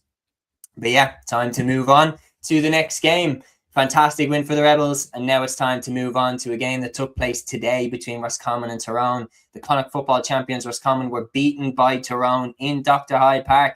Tyrone 3-16, Roscommon 2 goals and 18 points. And we started a comment here from Stephen Conlon here earlier. He says, I was down at the Hyde today. We, Tyrone, looked pretty good. Glad to see Macklehome having a good game for the seniors. And Tyrone have upset the apple cart here. But we have to mention this as well. Stephen Conlon here saying, have to log off here, but just have to say, rest in peace, Frank McGuigan. He's from the same parish as myself, but sadly for me, he played against our rivals as the parish is split into 2 clubs, one of the best. There is absolutely no question Frank McGuigan was an outrageous footballer and the absolute spirit and heartbeat of that Tyrone team in the 80s. So well said, Stephen. Ayeste Gorel Anonymous Dealish, one of the greats of Gaelic football. May you rest in peace. Liam, would you like to discuss this game and then obviously give a word to Frank McGuigan? Yeah, absolutely. Condolences to Frank. Terribly sad to hear about that. Never nice to see, a strong member like that passing on. So my absolute condolences to himself, his family and friends and everybody involved. I mutter words that you said there. So may he rest in peace, and condolences to the entire family. In terms of this game, yeah, I mean, here was me certainly back in Roscommon to win, and Tyrone just decide, nope. Having the month and a half off to prepare for a game certainly didn't do them any harm, to be honest with you. It turns out in the end. Yeah, Owen McElroy, I have to say, is a player that I've been, giving huge praise to over the last while. I've been saying for a while that I think he's one of the next big things in Gaelic football, and to see him perform the way he did today, to see him put on the performance that he did alongside the likes of Ethan Jordan and Matty Donnelly and stuff like that is really good to see, and I'm delighted to see that from his perspective. And I think Tyrone sort of needed this victory, to be honest with you, because they had a very, very disappointing Division 2 league campaign. Like, let's call a spade a spade. Where did they finish in the league? Was it 4th or 5th or something like that? Like, it was a very, very poor league campaign by Tyrone. Like, certainly, like, we were all predicting them to go straight back up, and they just completely fell apart. I think they only got 2 wins in the league, so that would have been really, really disappointing for them. So to go away to somewhere as difficult as the Hyde, a ground where they're turning it into a real fortress at the moment. They've beaten the likes of Armagh there this year. They've won a Connacht title there this year. And to go there and to win is really, really impressive. And to win it late on as well, great bottle from them, it has to be said. Yeah, for Roscommon, it's a tough one to take for them. There's no doubt about it, especially after the way that they beat Galway in the Connacht final. They would have, it's been the one disappointing thing, and the one thing we've been curious about for Roscommon over the last number of years is, are they going to be a team that's going to kick on now after winning a Connacht title? Are they going to, get that next big win, after winning a Connacht title? And look, it could still come in the next round. There's no doubt about it. And it is obviously a tough one for them to take today. But is it just history repeating itself? That is just my worry with them. Now, look, it's it was still a good performance from them. There's no doubt about it. You're still going up against a decent side. Like, Tyrone were All-Ireland semi-finalists last year. Do you know what I mean? Like, they're not a pushover or anything like that. They still have a lot of really good players in their team. But yeah, it is a tough one for Roscommon to take. But for Tyrone, I have to say, I think this win was probably, in a way, more badly needed for Tyrone than it was for Roscommon. Just given the fact that Tyrone, very poor league campaign, have had a month and a half to prepare for this. Roscommon are coming off the crave of a wave of winning a provincial title. Like, it will be a good year for Roscommon either way now, no matter how the year ends. Massive, massive win for Tyrone, and it might give them the confidence going forward into the next round. But at the same time, I don't know how much I would back Tyrone against many other teams in the competition. I will say that. I do just think maybe at the moment they're still not at the level of, say, some of the more... Like, I'll put it this way. If Tyrone got Cork tomorrow, I'd be back in Cork. 100%. If they got... Well, they can't get Kerry. If they got Donegal, I'd be back in Donegal. Do you know what I mean? Now, I said that last year, and I mean, they went to Donegal and won, but it's a very different Donegal at the moment, it seems, than even the one that was last year. So, yeah, good win for Tyrone. For Roscommon, I think they could still be in for a good season, but obviously a very tough one to take. Absolutely, and we have so much to discuss, of course, from these games. Brendan here saying, as always, lads, appreciate you and what you do. And Liam, come on, you Gunners. Brendan, appreciate the comments and appreciate you all being. Look at that, look at that, look at him. He's wearing the Arsenal jersey now, but yeah, I'm smoked. Yes. Yeah, we've got plenty more to discuss. For me, my main thing about this is Tyrone beating Roscommon is just following the pattern of what this year has been. In that, the minute that you start to back a team and you start thinking, okay, making strides, I like it. No, they lose the next game. Like, you're coming into the Leinster Championship, everyone's like, you know what, I kind of like the look of this Meath team. Going into the Connacht Championship, you're like, I kind of like the look of this Mayo team. Both knocked out fairly comprehensively in their games. And then you're thinking Dublin beating Louth. You're like, okay, Dublin are really on it now. Dublin have managed to beat the Leinster champions. They've really taken it to heart. What people are saying, they're probably going to go on and win the Leinster final now. Nope. Okay, Kerry beating Cork in the Munster final with half their team missing. Kerry look good, like they got the strength and depth and everything like that. Lose to Donegal the next day out. Roscommon winning Connacht, they look really good. Lose to Tyrone the next day out. And the amount of inconsistencies across the board. Donegal losing to Down in the Ulster Championship. Not one team has been perfect and been 100%. And that's why the championship has been so good this season, because you can never predict what's going to happen. Ryan says, lads, could this be a championship reality check for the Rossies? I don't know. I think often with Roscommon and with these provincial championships, in terms of one of the reasons why I think it's a little bit harder to make that jump to the next step is they are so familiar with Mayo and Galway. They know them inside out. They know exactly how to approach them. They know exactly who the best man marker is for Shane Walsh, for Killian O'Connor over the years, for Aidan O'Shea over the years. They know that we can put this guy on, and we know who to put Brian Stack on. We know who Enda Smith can do damage against, etc. But when you get out of the Connacht Championship, it gets a little bit more different. You're coming up against teams you're not as familiar with. And I feel like that maybe has been one of the reasons. But again, they're only going to get better as time goes on. Brendan says, this definitely feels like one of, if not the weirdest championships in my life. Certainly. Shane says, I'm sorry, but as much as Kerry were not innocent today, and that showed by how a Donegal player didn't get booked for the halftime melee, baffles me. Jimmy also should have a ban coming to him. And Brian says, good to have Brian Stack back. Dara Heenan was off it today. But yeah, we're going to move on to the final game of round one of the All-Ireland Senior Football Championship. Galway versus Kildare. Galway 321, Kildare 17 points in Pearse Stadium. Very, very impressive win for the Tribesmen. But as well, Matthew, I want to give you a chance as well, just to pass on your condolences as well to the friends and family and all those affected by the tragic passing of Frank McGuigan today, one of the greats of Gaelic football.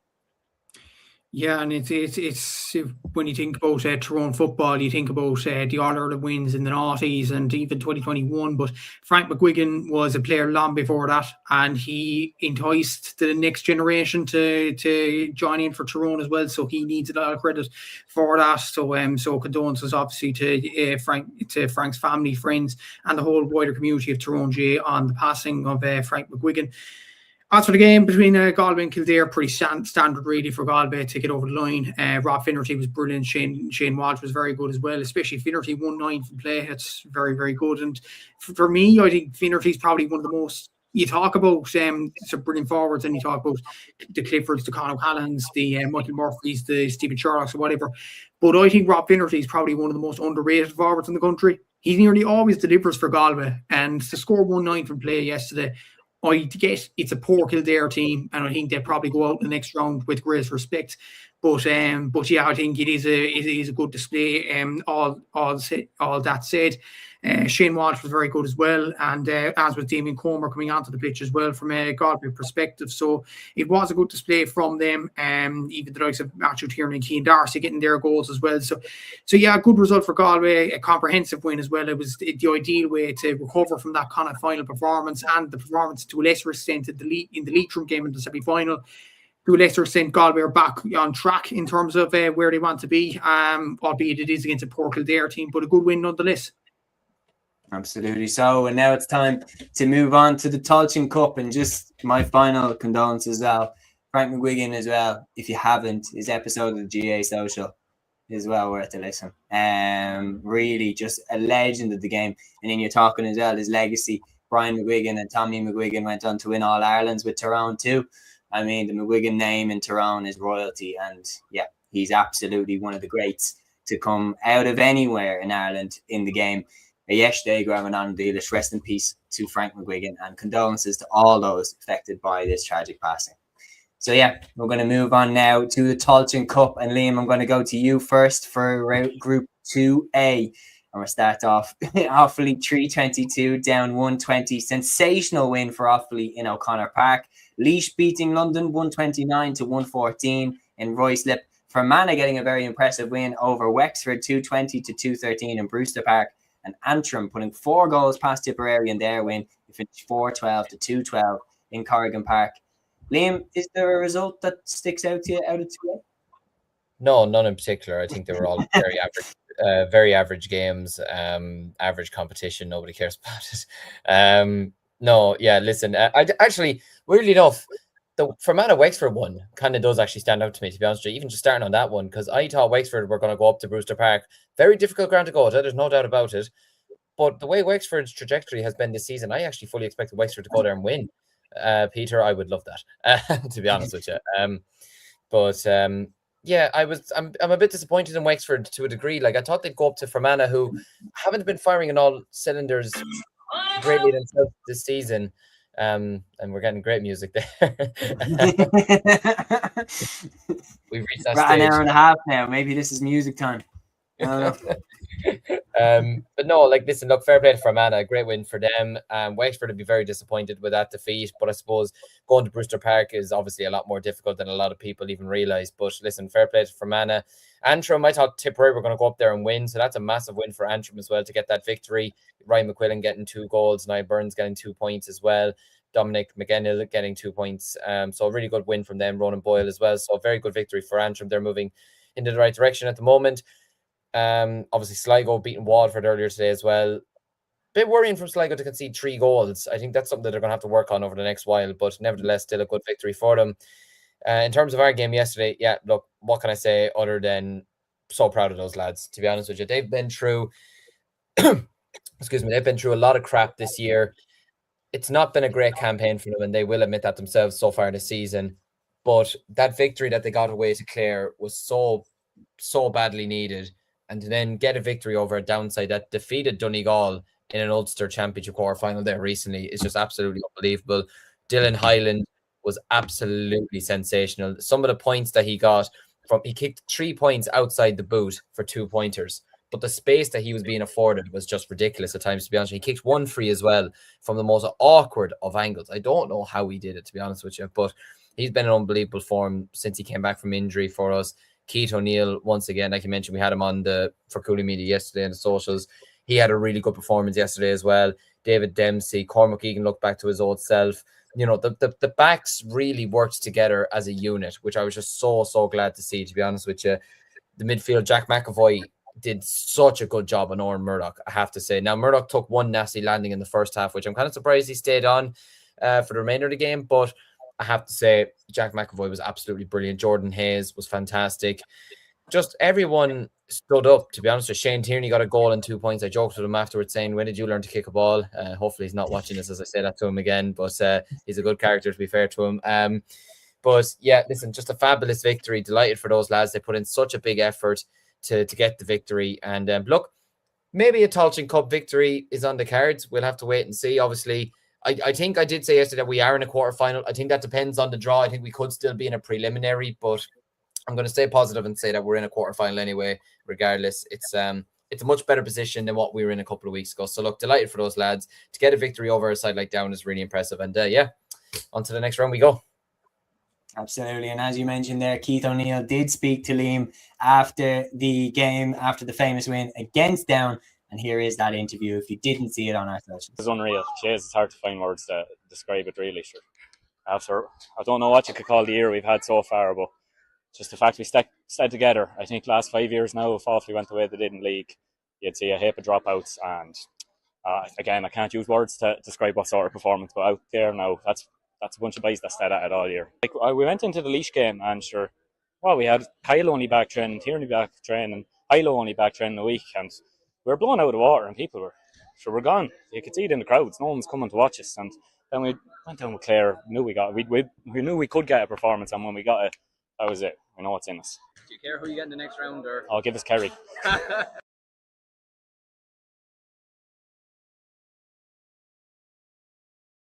Love to see it. I love to see the confidence to give us Kerry next. But incredible win for Offaly, and good words there from Keith, and fair play Liam for grabbing that interview as well. Matthew, I'll come to you then next for the Tailteann Cup round 2B. We had some big games in this one. We had Wicklow beat 4-17 to 2-14, and Ockram Longford getting an impressive win, and Port Keystone beating Clare 2-17 to 1-18. Leitrim beating Carlow 22 points to 113, and Port Sean McDermott and Sligo putting 29 points on Waterford, who got 3-12 in Fraher Field. All I can say is to declare fans and the football thing. Hello. It's gracious. I realised that when I seen Clare in your bucket, I was like, oh no. No, to be fair, like, he's crazy. He's crazy to think that their first year in the Tailteann Cup, they lose 2 games out of their first 2 and exit at the earliest possible stage. It's I expected them to be one of the kind of not favourites. I thought that Down would be favourites, especially in, but I thought Clare would be like a dark horse. Yeah, no, it was just a disappointing campaign for Clare from the very beginning, really. The league, the highlight was really pushing Kerry to their pits, maybe in Ennis, but other than that, it wasn't a good display from the Clare footballers this year, and a lot of reviewing is needed there. On to Wicklow and Limerick. Longford, brilliant win by them, by the way. Oran Kenny and Dylan Farber, very good for them. On to the Limerick-Wicklow game, and Wicklow, what a win for them to get an Ockram over Limerick. Concerning for Limerick, obviously getting to the final last year and not doing good in Tailteann this year, but there is a genuine excuse for that. A lot of injuries. Jimmy Lee, kind of, when Cork did play Limerick at the Munster Championship, actually was touching on the amount of injuries that Limerick have had from last year to this year, and that is quite concerning for them, and they have to regroup for next year. But hopefully Jimmy Lee does stay on as Limerick manager, because he's trying to get Limerick in the right direction in terms of playing. Leitrim against Carlow. I was quite shocked, actually. Carlow, the Division 4 champions, are out of the Tailteann Cup at this early stage, but fair play to Leitrim. Paul Honeyman getting 9 points, so fair play to him. And Sligo beating Waterford. Expected the results, but not the manner of it. Waterford scoring 3 goals to kind of keep them in it. Sligo, quite concerning for them to concede 3 goals and 12 points, but they're into the next round. They probably won't be complaining and whatnot, but yeah, it's a good result for Sligo, and it's an early exit for 3 Munster teams and for Carlow. Absolutely. So it's time to move on now to the LGFA provincial finals, which took place today, starting off with the Munster final. Kerry getting sweet revenge on Waterford for their earlier round defeat to them. They finished Kerry 2-9, Waterford 1-11 in McNeville Park. The late winner from Danielle O'Leary after Sheaf Roche had equalised. It's the Munster title again for Kerry. Heartbreak for Waterford, but no doubt I think that both these sides will have their eyes set now on challenging for the All-Ireland. It'll be interesting to see if they meet again down the road. But this one goes to Kerry, Liam. Yeah, I feel bad for Waterford, I can't lie. I was really hoping that they get that Munster title. Look, I'd still back them to be a team that could potentially win an All-Ireland this year, but by God, I'm sure they would have absolutely killed 2-1. I did say, though, the other night that if this game was down in Kerry, I was still backing Waterford to win anyway, but I would have absolutely backed them to win it. But the fact that it was in Limerick sort of probably helped Kerry a small bit, just considering the home record hasn't been great this year. But listen, fair play to Kerry. They're still the queens of Munster, has to be said. Sheaf Roche getting 5 points. Liam McMahon getting a goal. I love watching Sheaf Roche play football. I think she's absolutely excellent. Emma Costello getting a goal as well. Like, just when you need a big players to step up, Daniela O'Leary as well. When you need a big players to step up, they stepped up.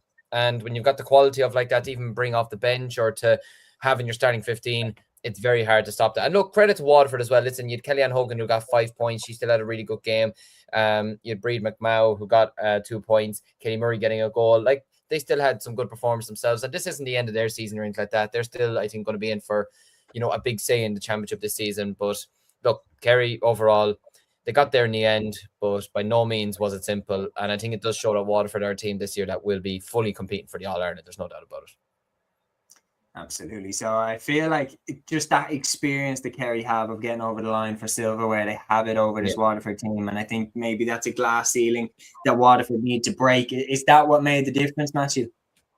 Yeah, I suppose it did. Like Kerry, they have a lot of experience in these Munster final situations. Waterford, unfortunately, don't to an extent, and that was a big difference in Kerry getting over the line. And they might be peaky at the right time as well. Like in the league, they were very, very poor, but they have excelled at stages in the championship so far. To be fair to them, and the likes of Cheerful Shea, Daniel O'Leary, all them, and obviously Liam McMahon and Emma Costello getting the goals as well. Emma Costello is a big player for Kerry at centre back as well. So yeah, Kerry deserved the win today, and they seem to be peaky at the right time, which is positive for them.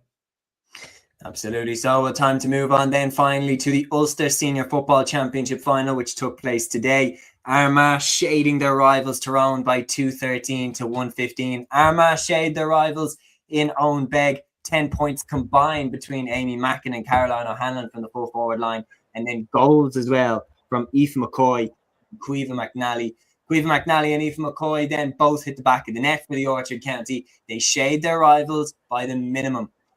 Lads, a massive win for Armagh. Tyrone, no doubt, have been making strides. Of course, All-Ireland Intermediate champions Niamh O'Neill was very strong in this one. Saoirse Gormley got 2 points. Aoife Horse got 3 points as well. But Armagh remain on top in Ulster. They do, yeah, and it was a good result for them over Tyrone team that have been performing well in a league and championship over the past few seasons, and we thought that Tyrone would make that next step and win the Ulster Championship. But Amy Mackin, absolutely outstanding player, and we've been seeing nearly all year, if Armagh have Amy Mackin in their team, they're going to be a serious force to be reckoned with. 7 points today, a 2-pointer included as well, which is pretty rare, I would say, in the LGFA game as well. So Amy is absolutely brilliant in terms of those, and we thought she would be anyway because she's an absolutely fantastic footballer. Aoife McCoy getting 1-2 as well. Kenny Mallon was superb. Caoimhe McNally as well. Amy Drews getting on the score sheet. So very good day overall from an Armagh perspective. But Tyrone had some very good scores as well. The likes of Niamh O'Neill, Slania McCarroll, Chloe McCaffrey and Aoife Horsk. So yeah, good display from a Tyrone perspective. But it was falling short nonetheless. And for Armagh, I think they're in a group now with Waterford and Cork in the All-Ireland series. I have to double check that, but it is going to be a difficult group for Armagh, no doubt about it. But they are well capable of getting out and into the All-Ireland quarterfinals. So a very good Ulster win for them, back-to-back Ulster titles for them as well. So yeah, good display from them. Absolutely. So, and Liam, do you have anything you'd like to add about that game before we wrap up? Yeah, just fair play to Armagh. You know, they're still clearly the best side in Ulster. Got a lot tougher to win it this year than they did last year against Donegal. There's no doubt about that. Tyrone are a team that I like the look of, to be honest with you. Like, they were deserved winners of the Intermediate All-Ireland last year. And I think they're a team that are making really good strides at the moment. Look, I suppose, was it Armagh? Tyrone won the battle the last day, but Armagh ultimately won the war. I'm sure Tyrone now would have loved if it was the opposite way around now. That I still just don't understand why that game the last day was played. They could have just played that as the final maybe, but maybe, I don't know. I don't want Armagh people come at me now for saying that. But regardless, no, look, a great win for Armagh. Congratulations to them, and I hope they enjoyed the celebrations. But for Tyrone, similar to Waterford, they're a team on the up, and I think they could have a good say in the season ahead. Absolutely. So, well, that is where we're going to leave it for this show. Ryan here saying, lads, thanks very much. Enjoy the week. See you next Thursday for the preview show. Peter says, lads, super review. Thanks, Emil. Have a good week and catch you on Thursday at 8 p.m. Good luck. Kevin Lawler saying, excellent podcast, lads. We'll be tuning in again after going to Croker for the Leinster final, cheering on Galway. Dublin are favourites, but should be a cracker. It certainly should, Kevin. Yeah, thanks a million to everybody that got involved in the comments, especially the nice comments there at the end. We really, really appreciate you all being with us. This is shaping up to be a hell of a year in the GA, and we appreciate you being with us every step of the way. Big shout out as well to ATAK Sports, who are our championship coverage partners for 2026, helping us to do what we do. If you need any gear for Gaelic Games, check them out across their socials and their website. But that is it. We've covered all 4 codes and all levels. And now that is another weekend review show in the books. Thanks so much to everybody who tuned in and got involved in the live chat. We will see you back here on Thursday night at 8 p.m. for the next weekend preview show. Until then, Torah. Instinct, baby.